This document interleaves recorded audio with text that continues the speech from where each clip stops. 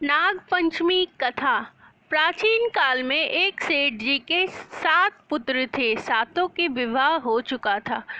सबसे छोटे पुत्र की पत्नी श्रेष्ठ चरित्र की विदुषी और सुशील थी, परंतु उसका कोई भाई नहीं था। एक दिन बड़ी बहू ने घर लीपने को पीली मिट्टी लाने के लिए सभी बहुओं को साथ चलने को कहा, तो सभी ढलिया और खुरपी लेकर मिट्टी खोदने लगी। तभी वहां एक सर्प निकला, जिसे बड़ी बहू खुरपी से मारने लगी। यह देखकर छोटी बहू ने उसे रोकते हुए कहा कि मत मारो इसे, यह बेचारा तो निरपराध है। यह सुनकर बड़ी बहू ने उसे नहीं मारा। तब सर्प एक ओर जा बैठा। तब छोटी बहू ने उससे कहा कि मैं अभी लौट कर आती हूँ, तुम यहाँ से जाना नहीं। यह कहकर वह सबके साथ मिट्टी लेकर घर चली गई और वहाँ कामकाज में फंसकर सर्प से जो वादा किया था उसे भूल गई।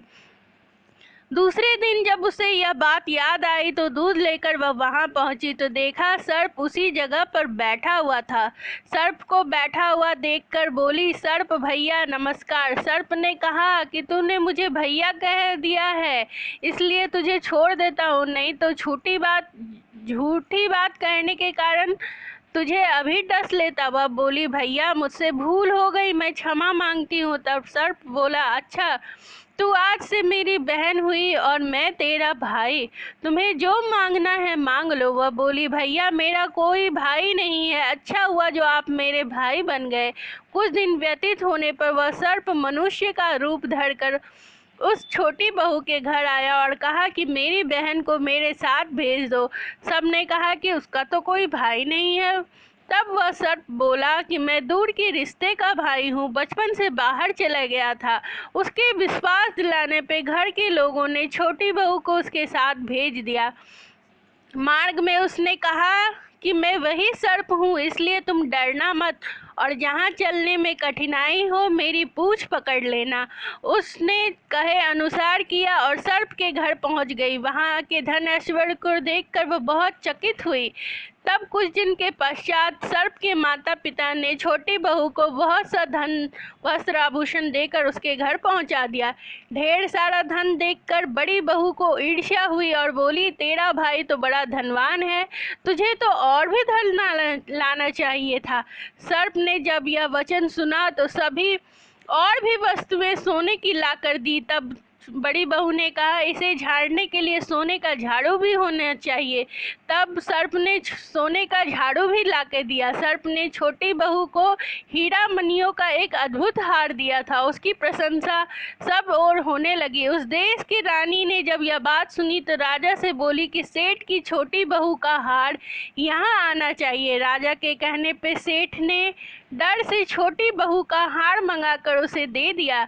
छोटी बहू को जब यह बात बहुत बुरी लगी, उसने सर्प भाई को याद किया और कहा कि सर्प भाई ऐसा करिए कि जब भी वह रानी मेरा हार पहने तो वह सर्प बन जाए और मेरे गले में आते ही वह हीरा मणियों का हो जाए। ऐसा ही हुआ। जब रानी ने उस हार को गले में डाला तो वह सर्प बन गया। रानी चीख पड़ी। तब राजा ने छोटी बहू से बुलवा कर कहा कि तुमने क्या काला जादू कर दिया इस हार में। वह बोली, मैंने कोई काला जादू नहीं किया, यह हार ऐसा ही है। जब भी मेरे अलावा कोई और इस हार को पहनता है वह सर्प का हो जाता है। तब छोटी बहू ने गले में माला धारण की तो वह फिर से हीरे और मणियों का हो गया। तब राजा ने प्रसन्न होकर बहुत सा धन देकर छोटी बहू को पुरस्कार में दिया। उसके धन को देखकर बड़ी बहू को ईर्ष्या हुई। वह फिर ईर्ष्या में छोटी बहू के पति को बताया कि उसके पास धन कहीं से आया है।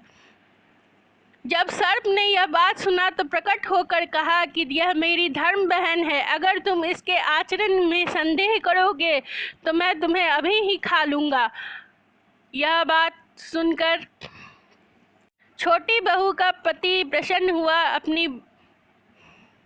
अपनी पत्नी को स्वीकार किया। उसी दिन से नाग पंचमी का त्योहार मनाया जाता है और स्त्रियां सर्प को भाई मानकर नाग पंचमी के दिन पूजा करती हैं।